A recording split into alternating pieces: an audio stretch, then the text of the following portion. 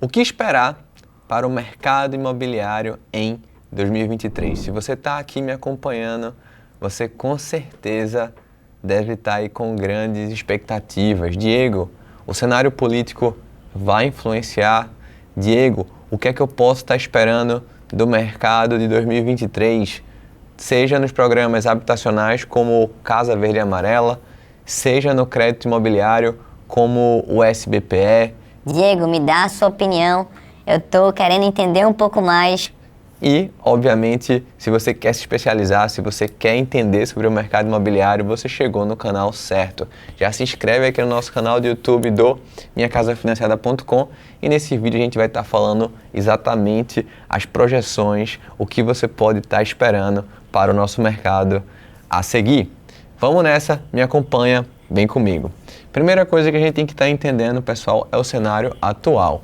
É o cenário aonde estamos e também as políticas econômicas que estão sendo adotadas em nosso país para que o nosso mercado seja fomentado. Eu costumo falar que não adianta simplesmente você ficar querendo criar um estereótipo Lula ou Bolsonaro. Mesmo que o Lula, por exemplo, ganhe, ele vai acabar herdando o governo Bolsonaro, assim como o Bolsonaro herdou o governo Dilma. Esse vídeo não está aqui com a ideia de falar para você o que vai acontecer nos próximos 4 anos. Aí a gente não consegue trazer uma projeção tão grande. O que a gente pode falar é 2023, algo que já está à porta, o que é que a gente vem vivendo e o que é que a gente pode estar esperando de acordo com as políticas econômicas que já foram implantadas agora no final de 2022. Então, me acompanha, a gente vai trazer aqui alguns respaldos técnicos e vamos embora. Para a gente poder pensar o que vai acontecer, a gente tem que entender um pouco de história. Isso é uma coisa básica e também de economia. Algumas pessoas às vezes ficam criando uma polarização ou uma dicotomia, né?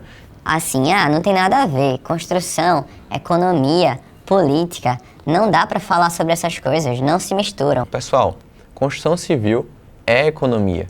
Construção civil é política econômica. Se você não entende para onde o seu país está caminhando, você não consegue tomar decisões dentro da sua empresa. Isso é uma coisa básica. Se você vai ser mais arrojado, se você vai colocar o pé no freio, o cara que é empresário, o cara que é empreendedor no nosso mercado tem que entender o que está acontecendo. Então, o que eu quero trazer como perspectivas para vocês? Tem alguns parâmetros que são interessantes. Primeiro é o volume de crédito contratado. Esse é um parâmetro muito importante que você sempre precisa ficar atento quando sai aí nas pesquisas. Você vai sempre ver matérias assim: Caixa registra recordes em crédito imobiliário. Isso é muito bacana, porque mostra que o mercado está crescendo, mostra que o mercado está pujante. Então, quando a gente olha aqui para o cenário de 2012, o Lula, quando sai, entrega o governo para Dilma, o Brasil ele vinha num crescimento, boom de commodities, a perspectiva do mercado externo também era muito boa, um crescimento ali pujante. E a gente chega ali 2014, 2015, ainda em pleno crescimento, a gente conseguiu chegar na média ali de 10 bilhões, né, volume contratado de crédito. E em seguida, 2015 em diante, foi ladeira abaixo, chegando ali numa grave crise no Brasil. A gente teve ali todos os esquemas de corrupção e um PIB negativo de 3,5%. A gente mergulha numa crise financeira. Algumas pessoas esquecem disso, esquecem o legado do governo Dilma e do governo PT e às vezes querem até criar uma separação, né? Ah, não, Lula é uma coisa, Dilma é outra coisa. Não. Dilma, ela era um fantoche do Lula e ela acabou pegando o pato, pagando o pato e tendo que, enfim, recolher todos os cacos de toda a destruição que o PT trouxe. Mas tudo bem. Em seguida tem o governo Temer, o governo Bolsonaro. E se você observar aqui comigo esse gráfico, você vai notar que é inversamente proporcional uma coisa. À medida que começa a crescer aqui, o volume de contratações, o volume de pessoas comprando ou construindo, é exatamente o inverso do que acontece aqui com a nossa inflação, com o nosso Selic, com a nossa taxa base de juros. A gente conseguiu, através do governo ali do Paulo Guedes, com o Bolsonaro, reduzir a taxa de juros, fomentando, por consequência, o que, pessoal? O mercado imobiliário. Então, quando ele traz aqui para baixo a taxa de juros, automaticamente sobe ali o crédito imobiliário e vai ali para recordes históricos. O que a gente não esperava que fosse acontecer? o fique em casa por tanto tempo. O que a gente não esperava que fosse acontecer? A guerra da Ucrânia. São todos esses fatores aí que acabam atrapalhando também o mercado econômico interno. Mesmo assim o Brasil vem bem, mesmo assim o Brasil vem crescendo. 2021 foi o melhor ano da história, 2022 vai terminar como o segundo melhor ano da história, para você ter uma ideia, mesmo com todo esse cenário conturbado externamente. Para você ter uma ideia, provavelmente 2022 deve acabar 4 a 5% a menos que 2021, que foi um ano de recordes históricos. Você pode observar aqui que a gente chegou na média ali de mais de 20 bilhões em crédito contratado, diferente ali do governo Dilma de 4 bilhões. Então é um crescimento ali de 5 vezes, diferente do governo ali do Lula de 7 a 8 bi. Outra coisa também interessante, né? Às vezes as pessoas falam assim, mas Diego, eu queria entender um pouco mais sobre unidades entregues. Você está falando de volume, mas às vezes favorece um, não favorece outros. Vamos também falar sobre as políticas de governo. A gente consegue observar que para o mercado do médio e alto padrão, a tendência de fato é um crescimento em V, como o próprio Paulo Guedes vem sempre falando. Uma dica que eu dou para você é assistam a entrevista do Paulo Guedes no Flow. Ele mostra ali como o Brasil foi preparado e o que está acontecendo no cenário externo para fomentar ainda mais a nossa economia interna. Por exemplo, a pandemia acabou causando algumas barreiras no setor também de comunicação e logística. Então vai vir muita coisa de semicondutores para o Brasil. A gente tem aqui no Brasil uma possibilidade gigantesca de começar a produzir energia verde. A gente é um país muito rico com petróleo, porém que não soube estar extraindo na velocidade que deveria. Acabou que o governo PT saiu tirando a conta-gotas em vez de tirar com velocidade o que precisa ser feito para que gere riqueza. E agora a gente vem investindo em quê? O Brasil vai pegar toda a costa ali do Nordeste, aqui onde eu falo, né? Estou aqui no Nordeste também, e vai começar a produzir energia verde para o mundo. O vento aqui no Brasil, já pegando aí um gancho da nossa Mulheres Sapiens, a Dilma, né, que não sabia explicar desse negócio de estocar vento, vento para lá, vento para cá. Paulo Guedes até explica um pouco bem disso lá no Flow. Ele fala, olha, a costa litorânea brasileira tem vento de manhã, de tarde e de noite, diferente, por exemplo, a costa litorânea europeia. Então, são cenários que estão acontecendo na macroeconomia para fomentar ainda mais o nosso mercado interno. Quero trazer também para você uma perspectiva muito interessante que provavelmente você ainda não ouviu e que vai se iniciar agora em 2023, o mercado de tokenização. Através da tokenização, através da blockchain, vai existir um mercado de dinheiro diferente daquele que é o crédito imobiliário. Nós, enquanto construtores, sempre precisamos, sempre buscamos os bancos como funding, né? Como dinheiro ali para pegar empréstimos, se capitalizar e fazer nossos empreendimentos. Porém, através da tokenização, vai se existir agora um novo mercado da construção, onde pessoas de todo o mundo, em vez de estarem buscando simplesmente o mercado de ações, vão poder estar investindo em tokens através das blockchains, nas incorporações de vocês. Para você ter uma ideia, a Minha Casa Financiada hoje já tem a primeira casa tokenizada do Brasil, a Casa Verno. Se você quer entender um pouco mais sobre isso, como você pode tokenizar essas incorporações, eu vou deixar um treinamento aqui abaixo, como você pode tokenizar essas incorporações. Clica, que lá a gente explica um pouco mais, não apenas na teoria, não apenas falando, mas como a gente fez e para que você possa também estar aplicando na sua vida prática.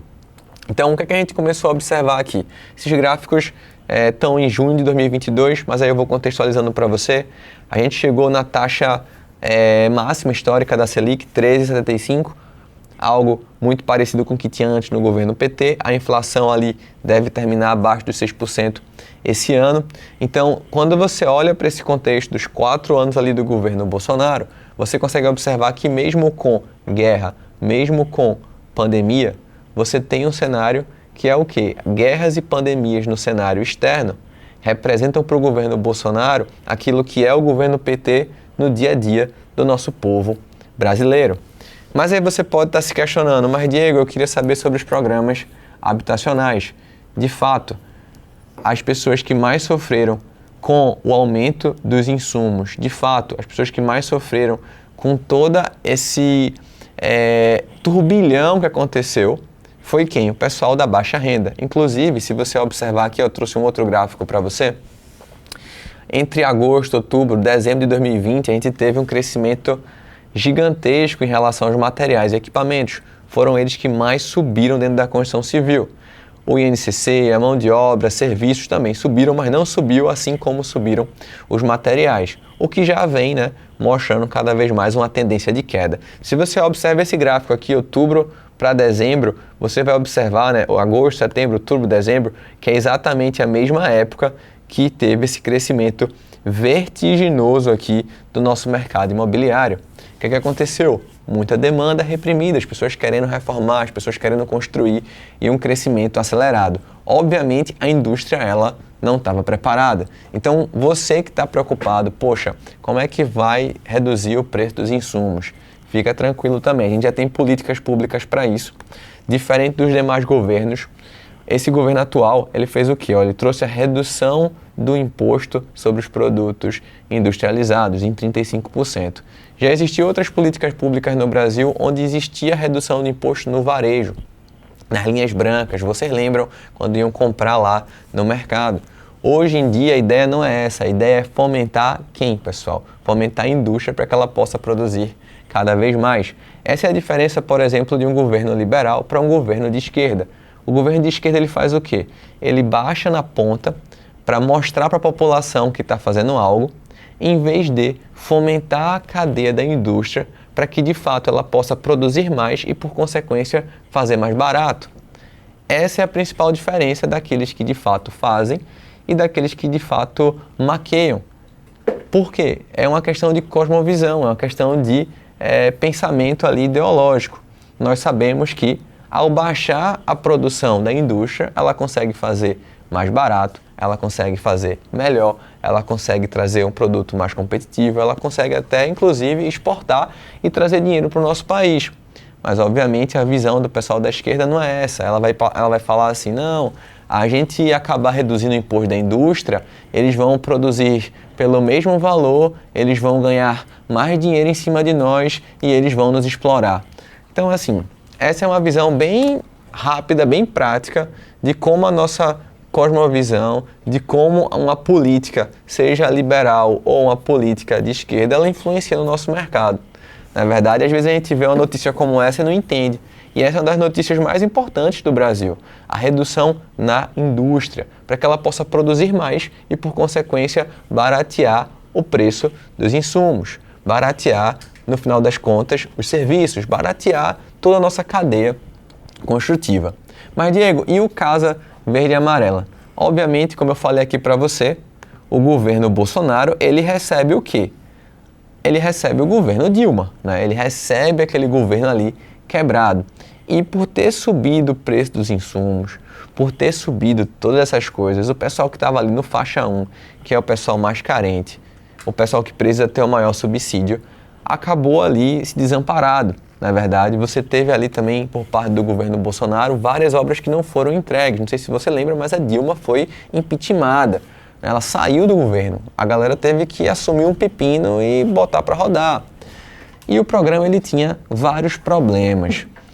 O pessoal, o governo atual, focou em quê? Regularização fundiária, trazer as terras, trazer a posse para as mulheres, coisa que não existia, e reformular o programa. Alguns falam, ah não, ele simplesmente trocou o nome, mas ele não apenas trocou de nome. Uma das notícias, né, um dos melhores benefícios que a gente poderia deixar aqui claro para você é o novo tipo de orçamento. Você pode concordar ou não com o orçamento de relator. A Globo, o pessoal PT, enfim, criou um nome de orçamento secreto, que não é secreto, está no portal da transparência, enfim. Mas como você sabe, a esquerda ela sempre é especialista não em mentir, mas em inverter verdades, tudo bem. Saiu ali o orçamento, em vez de ser 665 milhões, a previsão é de 1,5 bi. Trazendo ali, pessoal, para mais de 330 mil novas unidades próximo ano. Esse era o recorde histórico que a Dilma conseguiu lá em 2014, 2015. Então a previsão é que em 2023, vou estar falando aqui para você, aconteça o quê? Os programas habitacionais que são aceleradores do Brasil, de fato, venham com tudo, já está aprovado, já tem um orçamento, diferente dos demais governos que quebraram o Brasil, boicotaram tudo e arrombaram tudo, agora tem dinheiro para botar. Então tá lá o dinheiro. O faixa 2 e o faixa 3, que são de fundo de FGTS, também garantidos. Não é verdade o que a Globo e o pessoal está falando aí, que acabou 95% dos recursos. É a maior mentira, é como eu falei para você. Antes o dinheiro vinha do governo federal, agora vem do Congresso Nacional. Independente se você acha que está certo ou está errado, eu também não estou aqui para opinar se está certo ou está errado. A gente está aqui para trazer os fatos. O mercado do Casa Verde e Amarela vai bombar, vai dar mais de 300 mil unidades próximo ano, 2023. E o crescimento do Brasil já é certo que vai estar acontecendo. A gente já tem a perspectiva positiva do PIB, independente do que está acontecendo lá fora. A taxa Selic vai baixar, o crédito imobiliário vai baixar. Muito provavelmente a gente não vai chegar nas mínimas históricas com a Selic de 2%, com crédito imobiliário de 7%. Isso não vai mais acontecer e também nem precisa. A gente viu que o mercado ele já está aquecido de qualquer forma e a inflação vai estar beirando ali seus 5%. Que, inclusive, no início do ano tinha sido estimado, né? A gente já vem no terceiro mês seguido de deflação. Diego, quais os impactos desse novo Minha Casa Verde e Amarela? Além de gerar milhares de empregos, além de gerar habitação para o pessoal que tem uma renda mais baixa, a gente vai ter o quê? Muitas pessoas trabalhando. Como a gente viu aí em alguns momentos do governo do PT, onde eles empurraram dinheiro nas obras públicas, né, nas obras de infraestrutura, faltou engenheiro, faltou arquiteto para trabalhar.